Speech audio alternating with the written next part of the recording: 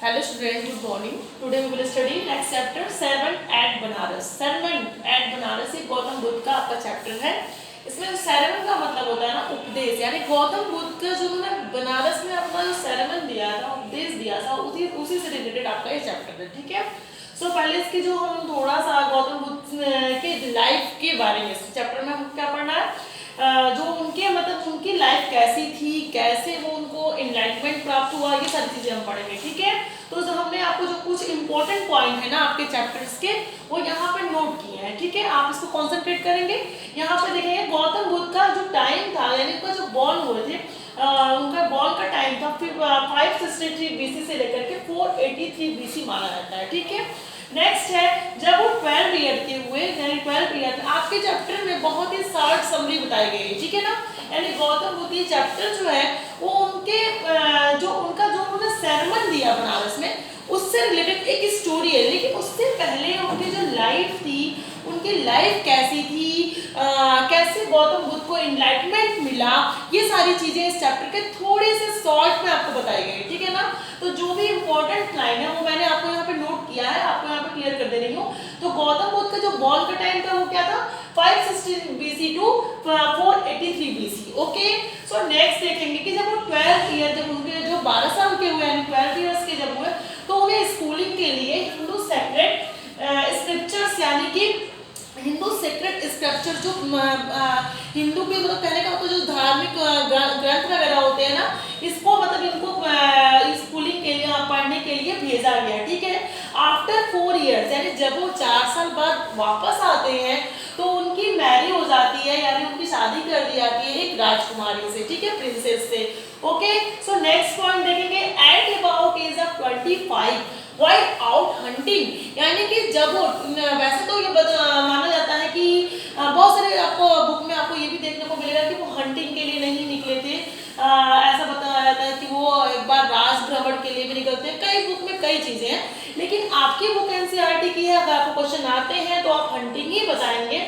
लेकिन फिर भी जब आपको जब ये स्कूल से रिटर्न होते हैं 4 ईयर्स तक, 4 ईयर बाद उनकी मैरी हो जाती है, और उसके बाद लगभग 10 ईयर्स तक वो अपनी फैमिली में बहुत अच्छे से रहते हैं. लेकिन इतने के बाद भी बहुत एक लग्जरियस लाइफ उनको दिया गया था, बिकॉज जब वो उनकी बॉर्न हुई थी ना, तभी उनके वहाँ बहुत सारे मोंक, बहुत सारे ब्राह्मण ऐसे लोग आए हुए थे.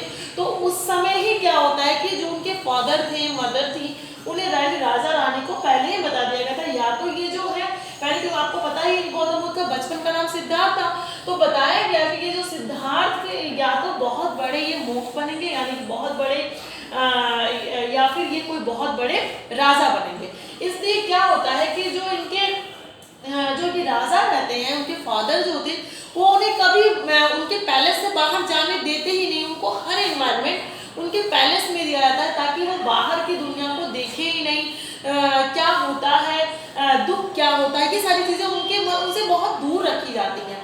तो ये सारी चीजें जब लगभग जब at about age of 25 while, एक बार क्या होता है कि जब 25 ईयर्स के समय एक बार यहाँ पे आपके बुक में क्या होता है कि आउट हंटिंग, यानी कि हंटिंग के लिए वो जब राजमहल से जाते हैं, तो क्या हुआ, उन्हें उनके साथ कुछ घटनाएं घटी, यानी उन्होंने कुछ ऐसे लोगों को फेस किया, ऐसे लोगों से मिले जो अपनी 25 ईयर्स के टाइम तक वो इन चीज़ों को नहीं देखे थे.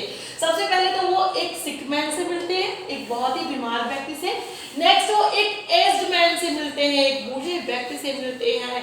और उसके बाद नेक्स्ट वो फ्यूनरल प्रोफेशन आप जानते ही हैं, जो अंतिम संस्कार किया जाता है, इस तरह की वो चीज़ें वो देखते हैं. और फाइनली एक मोंक से मिलते हैं, बेगिंग फॉर आर्म्स, यानी कि जो अपने हाथ फैला करके जो भीख मांग करके खाते हैं. ठीक है. तो इस तरह ये चीज़ों को देखने के बाद उनकी जो उनका हार्ट है ना, वो बिल्कुल दुख से भर जाता है कि ये मतलब रियल लाइफ, रियल वर्ल्ड ये है, यानी कि जिसमें मैं रहता हूँ वहाँ ये सारी चीज़ तो कभी देखे नहीं. तो ये सारी चीज़ देखने के बाद उनके हार्ट में ऐसी चेंजिंग होती है, यानी कि ऐसा परिवर्तन होता है कि वो जब वापस अपने महल में आते हैं तो उन्होंने डिसीजन ले लिया कि वो महल को छोड़ करके, यानी अपने सारे राजपाट को और सब कुछ छोड़ करके चले जाएंगे एनलाइटमेंट की तलाश में, यानी कि वास्तविक लाइफ क्या है, यानी मोंक बन बन जाएंगे, साधु बन जाएंगे। और इन्होंने जब इस साधु को देखा तो इससे उनको मतलब ये देख करके उन्हें लगता है कि यही रियल लाइफ है, ठीक है ना। तो ये फिर क्या होता है, उन्होंने डिसीजन लिया और एट लास्ट उनका एक सन भी था, उनकी पत्नी भी थी, वो सब कुछ छोड़ करके चले जाते हैं। और आपको जो चैप्टर है ना बताया गया है कि जब वो छोड़ के जाते हैं तो इस तरह से साधु बन जाने से ज्ञान की प्राप्ति थोड़े हो जाती।